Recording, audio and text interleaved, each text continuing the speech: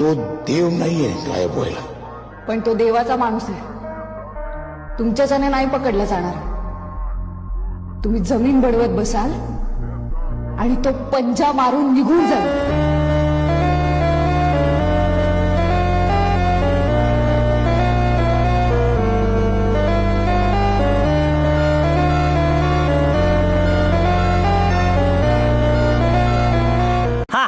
जिल्हा परिषदेच्या निवडणुकीमध्ये बागणी मतदारसंघातून मोहिनी सागर खोत यांना बागणी मतदारसंघातील जनतेनं निवडून दिल्याबद्दल या मतदारसंघातील जनतेचं मी मनापासून अभिनंदन करतो, धन्यवाद देतो.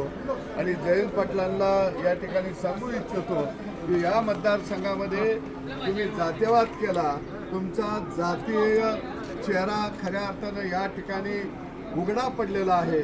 आणि काशेगावचं पार्सल आता काशेगावला पाठवल्याशिवाय वाळवा मतदारसंघातील जनता शांत बसणार नाही.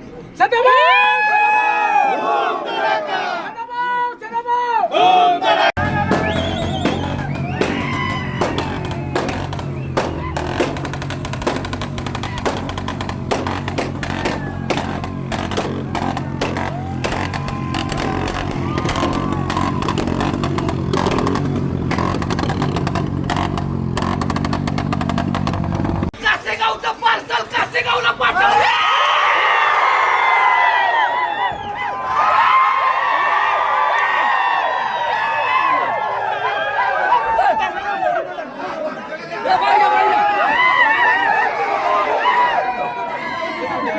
तुम्ही भिडा किती मला लाडा किती द्या द्यायचा जेवढा त्रास द्यायचा जेवढा त्रास. अरे किती बी समोर येऊ द्या त्यांना एक वास. अरे किती बी समोर येऊ द्या त्यांना एक वास. अरे किती.